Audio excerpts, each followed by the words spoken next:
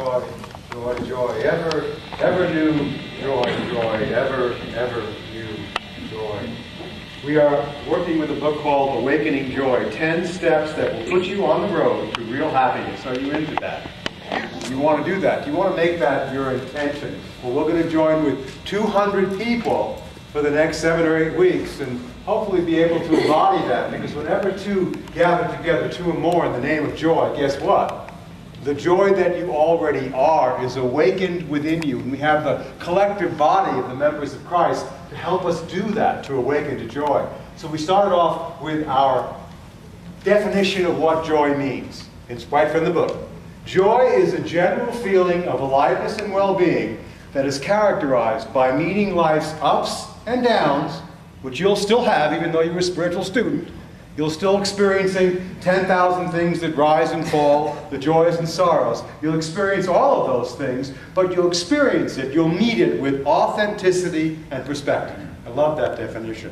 And we also said that there are many different flavors of joy. There's one joy, and there's many different ways in which we experience it. For some people, it can be a sense of contentment and peace. For others, bubbly enthusiasm. For some, it can be an energetic radiance. For others, it's a quiet feeling of just being connected.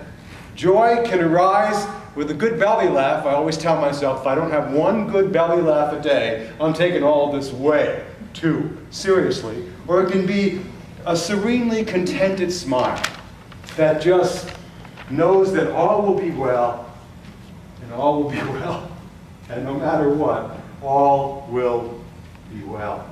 I'm going to our brain, and I have this picture up because Maureen doesn't like this picture of Jesus. You see this one here, the one with the big smile on his face? For some reason, she doesn't like that one. Not because she doesn't like the smile, she does. But I like this one, so she's not here, so I've got it out. This is Jesus on joy, right? The joy. You see the brain right there? It's awakened to joy, the presence of joy. And we said last week that the brain is interesting. That negative experiences are like Velcro to the brain, and positive experiences are like Teflon. That negative experiences stick to us. And we said the reason why that's so, because of a little almond-shaped amygdala, yes, that when something bad happens, an example, you're very young and a dog bites you when you're young. It can cancel out 1,000 good experiences with the dog licking your face. Why is that? Because it triggers your fight or flight response.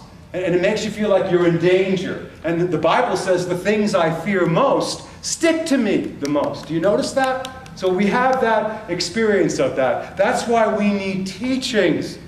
That's why we need teachings to help us incline our mind towards joy. Not to get rid of the things that stick to us, but not be ruled by them, not be a slave to them. We allow ourselves to align our minds with truth so we can awaken the prefrontal lobe, the left prefrontal lobe, and experience oneness rather than fear.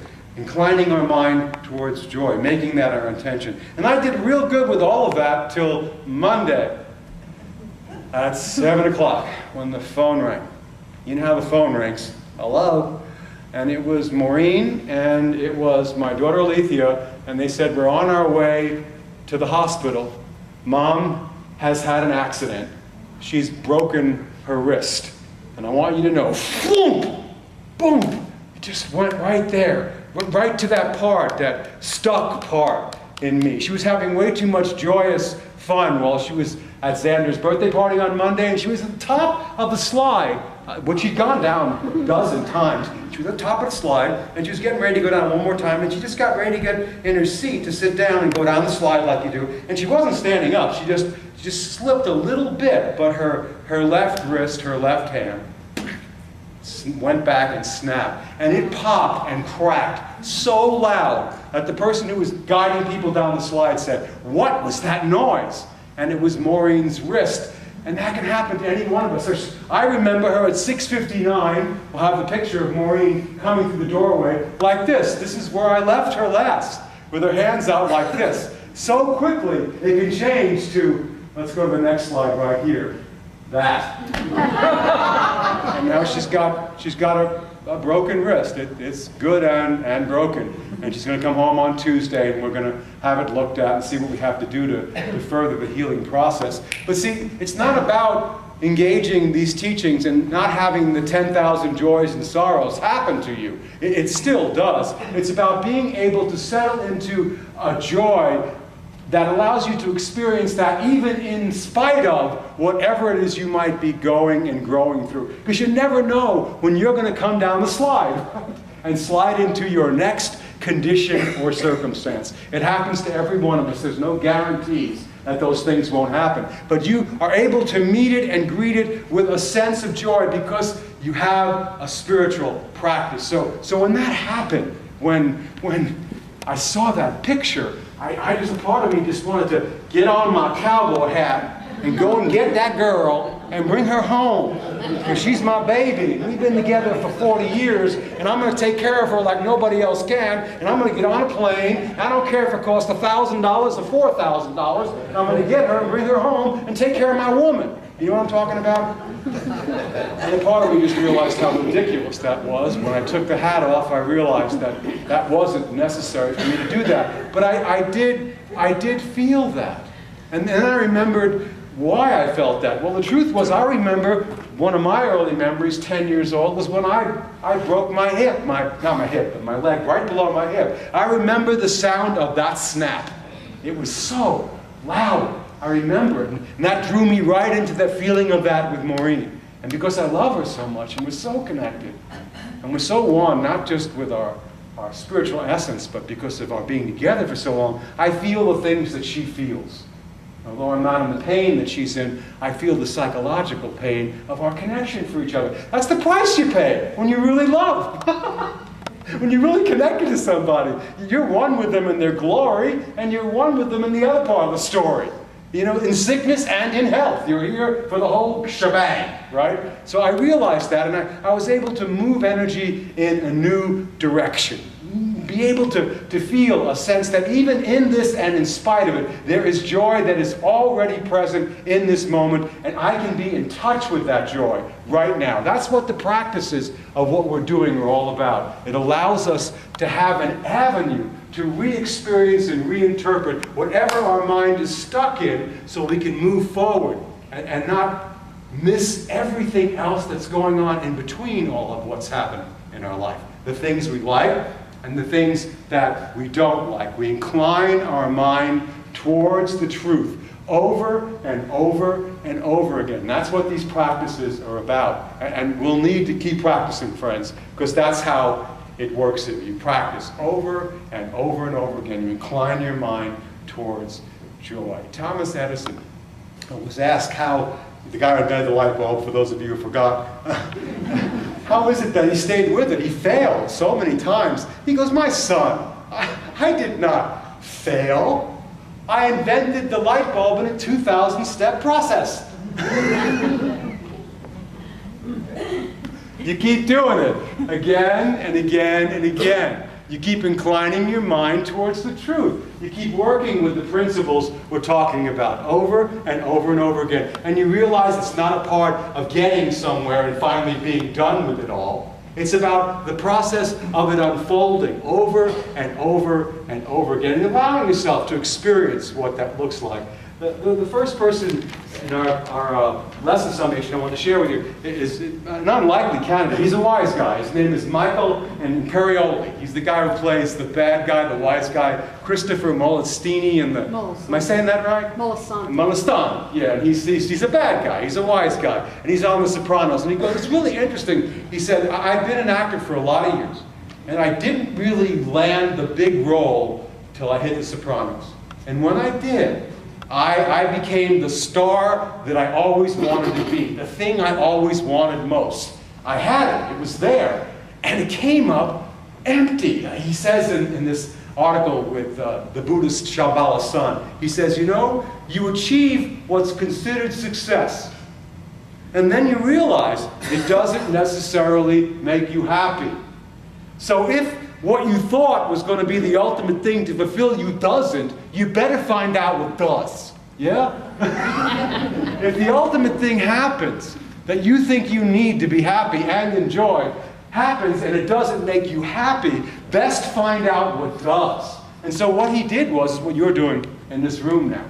He began to engage the spiritual practices. He's taken refuge with Garshan Rinpoche, he and his wife, and now they're on the journey of finding the place of authentic joy already present within themselves. And he goes, I started meditating every single day, and something is awakening within me that is making me enjoy the life I have now even more than I ever did before, and I'm a better actor because of it. He says, I'm able to take whatever role it is that I'm playing, and I play the role, I put the hat on, I play the role, I'm totally into it. And then when I'm done with the role, I take the hat off, and I'm done with it.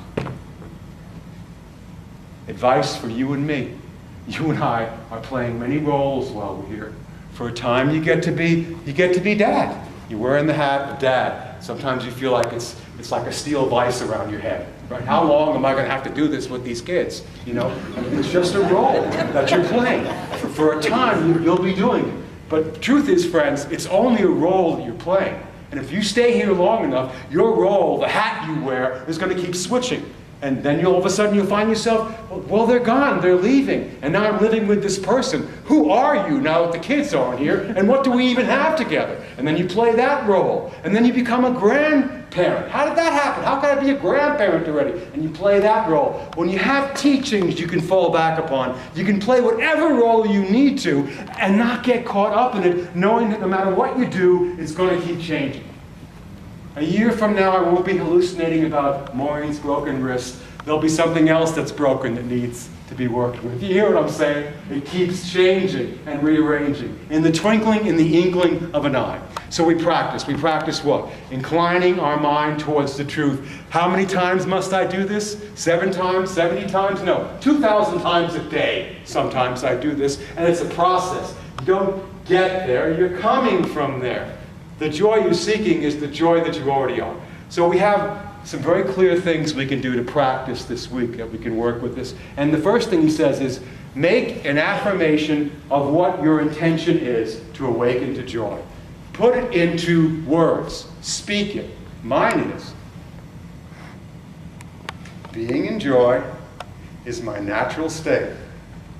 I easily expand and extend into experiences of joy and oneness. Yeah? Being in joy is my natural state. I easily expand and extend into experiences of joy and oneness. That's what it's about at 3 o'clock in the morning when I wake up and want to put the hat on. I'm going to get her. That's it. I'm going to go get her. The kid, Levy, is not taking it. Being in joy is my natural state. I easily expand and extend into experiences of joy and oneness. And it says that whenever you make an intention in your mind, you're priming your neural pathways to begin to move in its direction. And you have to keep doing that again, over and over and over again. It says in the book, really very beautifully, let me get my glasses out here.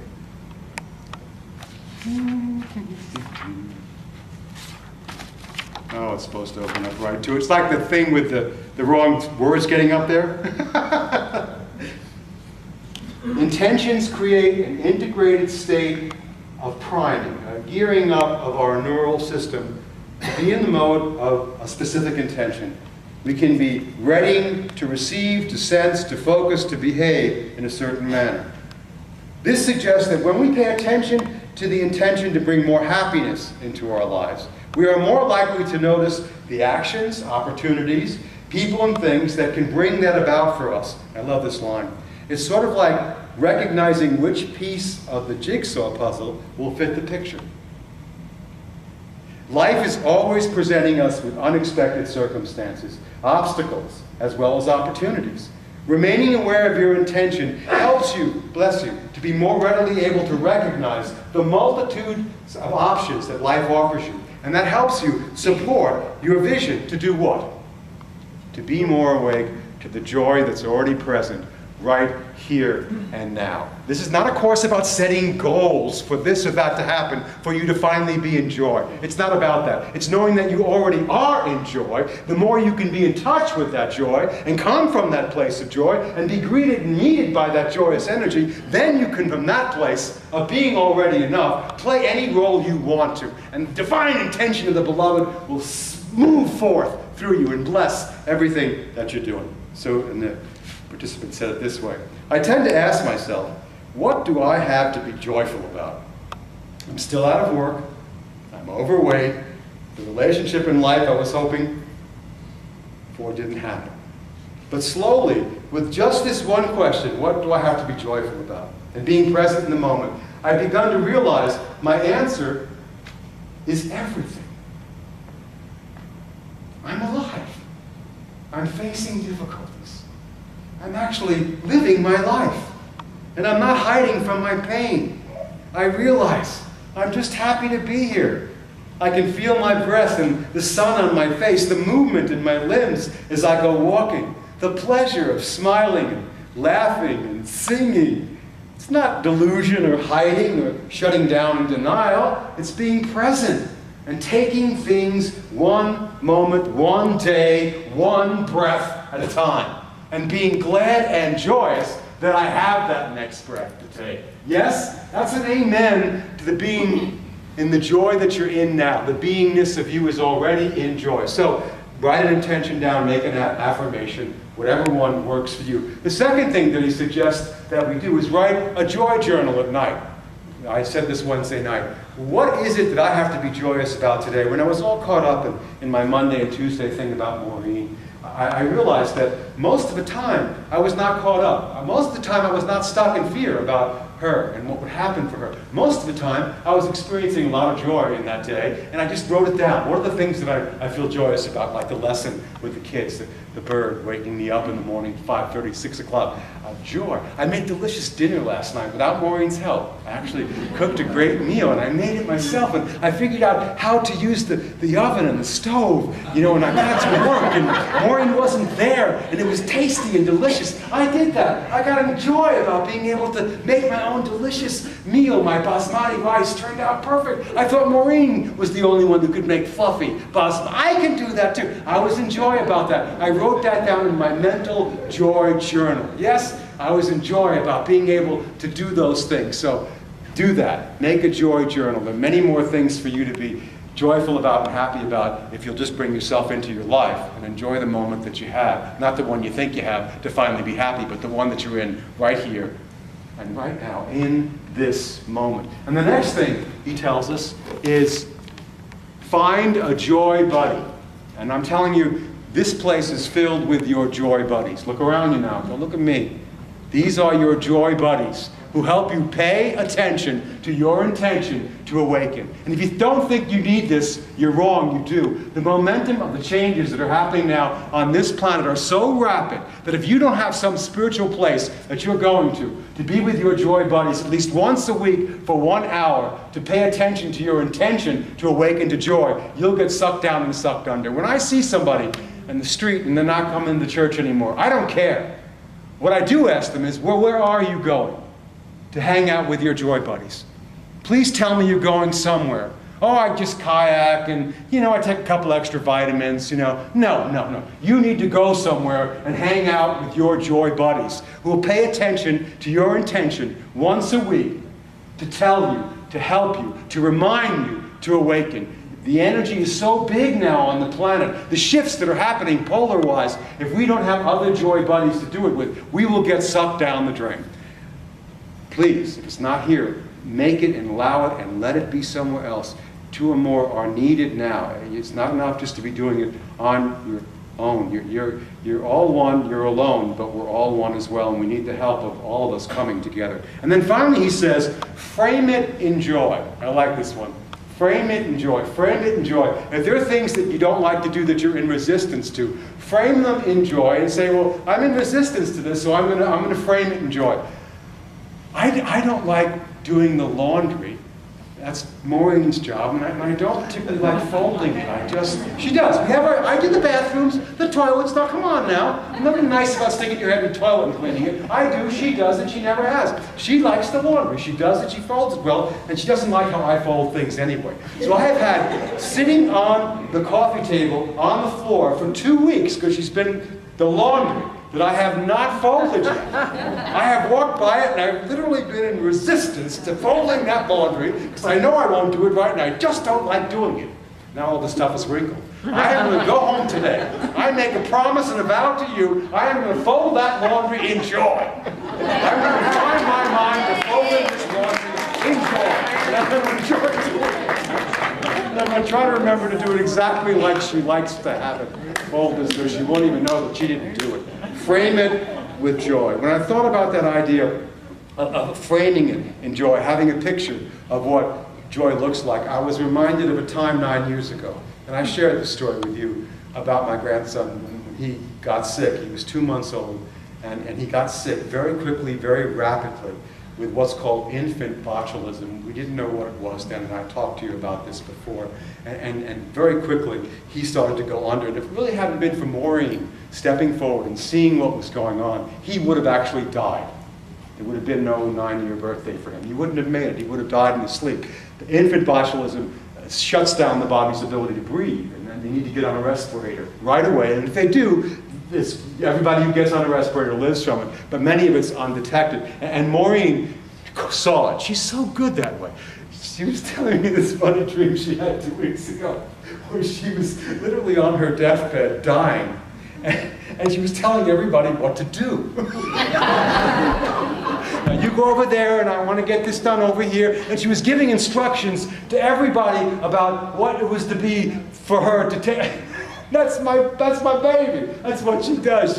She's so good at that. No matter what's going on, she's telling people what to do. She knows what to do. When she was on top of the slide with her hand dangling like this, she's telling people what to do. Now, I need to get some ice now, and I'm going to need to get over to the hospital, and I'm going to need to have the person from the Hilton come over here and sign a report for this. It's like, that's her. That's what she does.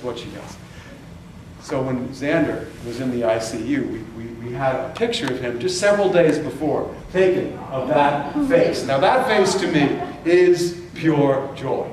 That is framing joy. He was only about a month and a half old at that point. And that was the shot of Xander in joy. He came out that way, just happy and joyous. So we took that picture, put it on a frame, and for 2 weeks that he was in the ICU unit, we had that picture right beside his bed. So we could see it. So we could behold the picture of him in joy. Not sick, not hooked up to tubes, not pretending that wasn't there, but holding the vision of him in joy. When you put your name in this prayer box, you are hoping that we will do that for you. That we will picture and hold you in God's image and likeness. Not the place you've fallen into, but the place that you come from. Allow that joy to be what we hold in mind, which will then produce a result after its kind. You picture it in joy. God holds that image for each one of us. So let's just for a moment go to our lesson summation. I'll stop screaming and ranting and raving. Now you know, if you want to be a wise guy, and I know you do, you achieve what is considered success. We all have. And then you realize it doesn't necessarily make you happy. What the heck is that about? So if what you thought was going to be the ultimate thing to fulfill you doesn't, well then you better figure out what does. And because you're here, you're doing that. It's the teachings that do it. When we consciously intend to be happy and we set that in motion, a radical transformation really does happen. The momentum of positive change grows as we learn to choose actions and situations that align us with our intentions. 3 ways to do that. I'll have the next slide. Just like this. Affirm your intention. Write it down. Write it down. Write down yours. One participant said, I can't figure out what to say. I'm not poetic, and I'm going to give joy a shot. That was her affirmation. It's good enough. Create a joy journal. Note the things that you've not been noticing that bring you joy every day. Find a joy buddy, and all of them are in this room, who will support you in paying attention to your intention to awaken to joy. And then frame it with joy. Allow the routine chores and activities that you usually feel resistance to be calls to awaken to joy. Because you see, what you're doing is you are preparing your mind to receive what the Holy Spirit has already given you. Not because of what you do, but because of who you are. It's everywhere. The whole earth is filled with joy. Where morning dawns, where evening fades, you call forth songs of joy. Wow. My lips will shout for joy when I sing praises to you, I whom you have delivered. When anxiety was great within me, and I was lost in the 10,000 sorrows, it was your consolation that brought me joy, that joined me. Surely you have granted me unending blessings and made me glad just by being in the joy of your sweet, precious presence. And I got this one from Maureen. I love when this popped up on the screen in my mind. It's out of Psalms 51:8. Let me hear joy and gladness. Let the bones you have crushed rejoice and be healed. Because the ultimate joy is that the bones that have been crushed are not the full picture of who we are. You know that. The truth of our existence is founded and grounded in ever new joy. A joy that nothing can harm. When you and I connect with that joy, everything we thought we were connects and opens up to what and who we really are. And then we walk out of that I see you unit we live in. That is, individually created units of physical matter. Yes? You walk out of that ward of belief that you are nothing other than an individually created unit of physical matter, and you walk through the doorway of being made and remade in God's image and likeness. And God holds that picture for each one of us. We are merely meeting the requirements to bring more joy into our life because we are joy and life expressing. Being in joy is our natural state. We can easily expand and extend into experiences of joy and oneness. Please, friends, keep inclining your mind towards this practice, now more than ever, not just for yourself, but for the benefit of all beings everywhere.